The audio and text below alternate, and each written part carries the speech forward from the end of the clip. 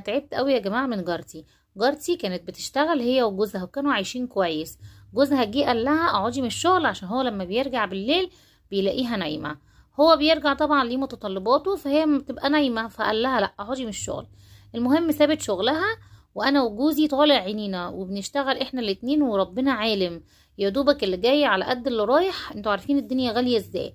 هي بقى كل يوم والتاني تبعت بنتها تقولي عايزة كوباية زيت اديها، تاني يوم تقولي عايزة كوباية سكر اديها. بس انا يا جماعة تعبت، وانتوا عارفين الدنيا غالية ازاي.